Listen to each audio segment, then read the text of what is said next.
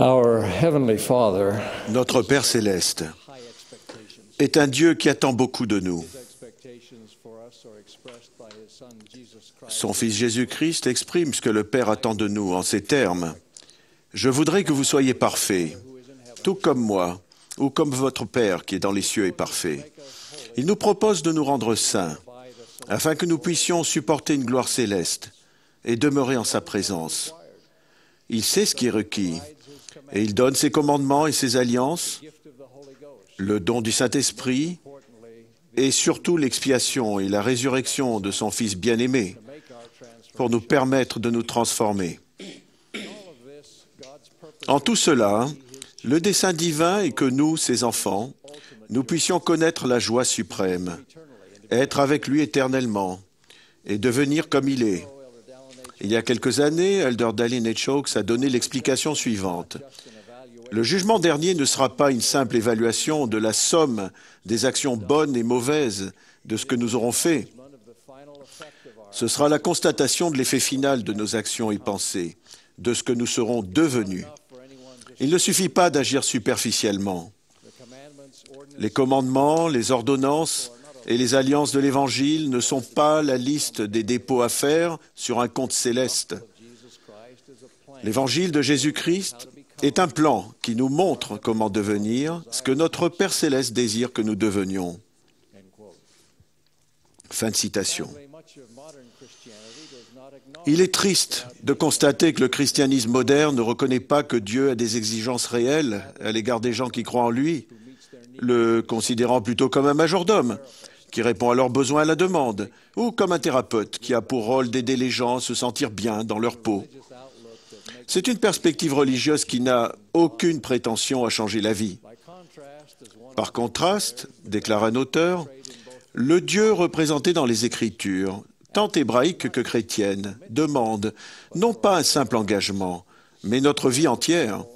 Le Dieu de la Bible traite de vie et de mort, et il exige un amour prêt au sacrifice et non un laxisme bienveillant. J'aimerais parler d'une attitude et d'une pratique que nous devons adopter si nous voulons répondre aux attentes élevées de notre Père céleste. C'est celle-ci. Être disposé à accepter, voire à rechercher la correction. Elle est essentielle si nous voulons confirmer notre vie à l'état d'homme fait, c'est-à-dire à la mesure de la stature parfaite du Christ. À propos de la correction ou du châtiment divin, Paul dit « Car le Seigneur châtie celui qu'il aime ». Bien que ce soit souvent difficile à supporter, nous devrions nous réjouir de ce que Dieu nous considère comme digne du temps et du mal qu'il se donne pour nous corriger. Le châtiment divin a au moins 3 buts. Nous persuader de nous repentir, nous affiner, nous sanctifier et réorienter parfois notre vie vers ce que Dieu sait être une meilleure voie. Réfléchissez tout d'abord au repentir, condition nécessaire au pardon et à la purification. Le Seigneur a déclaré « Je reprends et châtie tout ce que j'aime. Et donc du zèle, et repens-toi. » Il a aussi dit « Et il faut que mon peuple soit châtié, jusqu'à ce qu'il apprenne l'obéissance, s'il le faut, par les choses qu'il endure. » Dans une révélation moderne, le Seigneur commande à 4 hauts dirigeants de l'Église de se repentir, comme il pourrait le commander à beaucoup d'entre nous, de ne pas avoir enseigné correctement à leurs enfants à garder les commandements et de ne pas être plus diligents et plus occupés chez eux. Dans le livre de Mormon, le frère de Jared se repentit.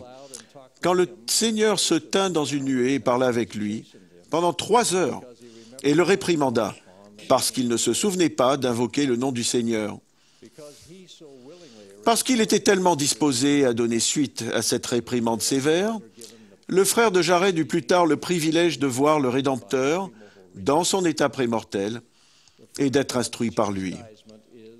Le fruit du châtiment du Seigneur est le repentir, qui conduit à la justice. Outre le fait de stimuler notre repentir, l'expérience même de supporter le châtiment peut nous affiner et nous préparer à des bénédictions spirituelles supérieures. Le Seigneur a dit, « Mon peuple doit être mis à l'épreuve en tout, pour qu'il soit préparé à recevoir la gloire que j'ai pour lui, c'est-à-dire la gloire de Sion. Et celui qui ne supporte pas le châtiment n'est pas digne de mon royaume. » Il dit ailleurs, « Car tous ceux qui ne supportent pas le châtiment, mais me renient, ne peuvent être sanctifiés. » Comme Elder Paul Johnson a dit ce matin, nous devons prendre soin de ne pas avoir de ressentiment vis-à-vis des choses qui sont pour notre bien et pour notre nature divine. Les disciples d'Alma fondèrent une communauté de Sion à Élam, mais ils furent ensuite réduits en esclavage. Ils ne méritaient pas leur souffrance. Tout au contraire, mais l'histoire dit, « Néanmoins, le Seigneur juge bon de châtier son peuple. Oui, il met à l'épreuve sa patience et sa foi. Néanmoins, quiconque place sa confiance en lui sera élevé au dernier jour. Oui, et ainsi en fut-il de ce peuple. » Le Seigneur fortifia les gens et allégea leur fardeau, au point qu'ils pouvaient à peine les sentir sur leur dos. Et puis, en temps voulu, il les délivra. Leur foi fut fortifiée sans mesure grâce à cette expérience, et ils allaient dorénavant toujours jouir d'un lien spécial avec le Seigneur. Dieu utilise une autre forme de châtiment ou de correction pour nous guider vers un avenir que nous ne connaissons pas ou que nous ne pouvons pas imaginer maintenant, mais qu'il sait être ce qu'il y a de mieux pour nous. Elder Hugh B. Brown, ancien membre du Collège des 12 apôtres et conseiller dans la première présidence, a relaté une expérience personnelle. Il avait acheté de nombreuses années auparavant une ferme délabrée au Canada. Tandis qu'il procédait au nettoyage et à la réparation de sa propriété, il découvrit un groseillier qui avait poussé jusqu'à près de 2 mètres et qui ne donnait pas de baies. Il le tailla donc de manière radicale, ne laissant que de petits chicots. Il vit alors une goutte d'eau, semblable à une larme, sur chacun de ces petits chicots, comme si le groseillier pleurait. Et il crut l'entendre dire, « Comment as-tu pu me faire cela? J'avais merveilleusement bien poussé, et voici que tu m'as coupé complètement. Toutes les plantes du jardin vont me regarder de haut. Comment as-tu pu me faire cela? Je pensais que tu étais le jardinier de ce jardin. » Frère Brown répondit, « Écoute, petit groseillier, c'est moi qui suis le jardinier ici, et je sais ce que je veux que tu sois. Je ne voulais pas que tu sois un arbre fruitier, ni un arbre qui fait de l'ombre. Je veux que tu sois un groseillier, et un jour, petit groseillier, quand tu seras chargé de fruits, tu diras « Merci, jardinier, de m'avoir suffisamment aimé pour me tailler. » Des années plus tard, frère Brown était officier supérieur dans l'armée canadienne en service en Angleterre.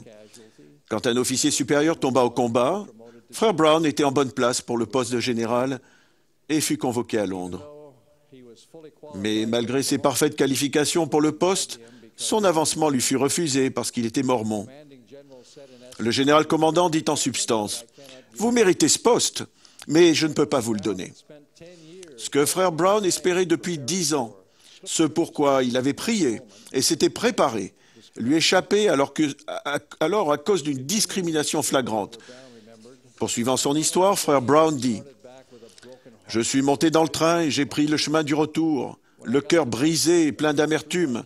En arrivant à ma tente, j'ai jeté ma casquette sur ma couchette. J'ai serré les poings et les ai levés au ciel en disant, « Seigneur, comment peux-tu me faire cela ? J'ai fait tout ce que je pouvais pour être à la hauteur. J'ai fait tout ce que je pouvais et ce que je devais. Comment as-tu pu me faire cela ?» J'étais au plus profond de l'amertume. Alors j'ai entendu une voix et j'en ai reconnu le ton. C'était ma voix et elle disait, « C'est moi le jardinier ici. Je sais ce que je veux que tu fasses. » L'amertume m'a quitté et je suis tombé à genoux à côté de mon lit pour demander pardon de mon ingratitude. Et maintenant, près de 50 ans plus tard, je lève les yeux vers Dieu et je dis, « Merci, jardinier, de m'avoir aimé suffisamment pour me faire mal. » Dieu savait ce que Hugh B. Brown allait devenir et ce qui était nécessaire pour que cela arrive. Et il a réorienté sa vie pour le préparer au saint apostolat. Si nous désirons sincèrement être à la hauteur des exigences élevées de notre Père céleste, il fera en sorte que nous recevions toute l'aide dont nous avons besoin, que ce soit en nous réconfortant, en nous fortifiant ou en nous corrigeant. Si nous y sommes ouverts, la correction nécessaire viendra de nombreuses manières et de nombreuses sources. Elle pourra se manifester pendant nos prières, quand Dieu parlera à notre esprit et à notre cœur par l'intermédiaire du Saint-Esprit. Elle pourra venir sous la forme de prières auxquelles la réponse sera non ou différente de ce à quoi nous nous attendions. La correction peut venir pendant que nous étudions les Écritures et que nos manquements, notre désobéissance ou simplement nos négligences nous sont rappelés. La correction peut venir par l'intermédiaire d'autres personnes, surtout de personnes que Dieu inspire, pour favoriser notre bonheur. Les apôtres, les prophètes, les patriarches, les évêques et d'autres ont été mis dans l'Église actuellement, tout comme jadis, pour le perfectionnement des saints en vue de l'œuvre du ministère et de l'édification du corps de Christ. Peut-être que certaines des choses dites pendant cette conférence vous sont parvenues comme pour vous appeler à vous repentir ou à changer, et que si vous y donnez suite, cela vous emmènera à un niveau plus élevé. Nous pouvons, nous, membres de l'Église, nous aider mutuellement. C'est l'une des principales raisons pour lesquelles le Sauveur a créé une Église. Même devant les critiques mal intentionnées de gens qui ont peu d'égard ou d'amour pour nous, il peut être utile d'exercer suffisamment d'humilité pour les peser, les trier et en retirer tout ce qui peut nous bénéficier. La correction, gentille, nous l'espérons, peut venir de notre conjoint. Elder Richard J. Scott, qui vient de nous parler, se rappelle une occasion, au début de son mariage, où sa femme, Janine, lui a conseillé de regarder directement les gens quand il leur parlait. Elle a dit, « Tu regardes par terre, tu regardes le plafond, la fenêtre, partout sauf dans leurs yeux. » Il a pris à cœur de suivre cette gentille remontrance, et cela l'a rendu bien plus efficace dans ses conseils et son travail auprès des gens. Ayant été missionnaire à plein temps, sous la direction du président Scott, je peux attester qu'il regarde bien dans les yeux pendant ses conversations. Je peux aussi ajouter que quand on a besoin d'être corrigé, ce regard peut être très pénétrant. Les parents peuvent et doivent corriger, même réprimander leurs enfants, s'ils ne veulent pas qu'ils s'égarent, laissés à la merci d'un adversaire impitoyable et de ses suppôts. Le président Boyd K. Packer a dit que quand quelqu'un est en position de corriger quelqu'un d'autre et qu'il ne le fait pas, il pense à lui-même. Rappelez-vous que la réprimande doit être faite en temps opportun, avec rigueur ou clarté, sous l'inspiration du Saint-Esprit, et faisant preuve ensuite d'un redoublement d'amour envers celui que vous avez réprimandé, de peur qu'il ne vous considère comme son ennemi. N'oubliez pas que si nous n'acceptons pas qu'on nous corrige, les autres risquent de ne pas continuer à le faire, malgré leur amour pour nous. Si nous persistons à ne pas tenir compte de la réprimande d'un Dieu aimant, lui aussi cessera de le faire. Il a dit, « Mon esprit ne luttera pas toujours avec l'homme. » En fin de compte, une grande part de notre correction doit venir de l'intérieur. Nous devons commencer à nous corriger nous-mêmes. Une des manières dont notre cher collègue décédé, Joseph B. Worthlin, est devenu le disciple pur et humble qu'il était qu'il analysait sa manière de s'acquitter de chaque tâche.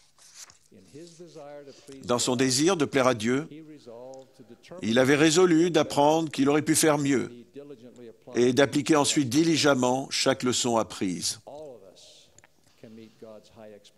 Nous pouvons tous répondre aux attentes élevées de Dieu, aussi grandes ou réduites que soient nos capacités et nos talents.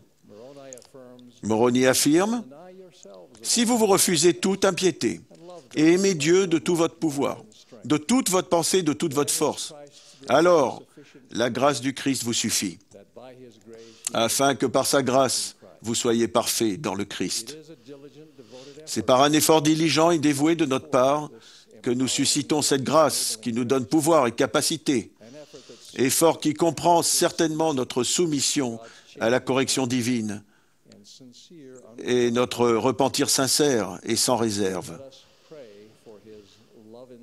Prions pour avoir sa correction inspirée par l'amour. Puisse Dieu vous soutenir dans vos efforts pour répondre à ces exigences élevées et vous accorder la plénitude de bonheur et de paix qui en découle. Je sais que vous et moi, nous pouvons devenir un avec Dieu et avec le Christ. Je témoigne humblement et avec confiance de notre Père Céleste et de son Fils bien-aimé et du potentiel que nous avons grâce à eux.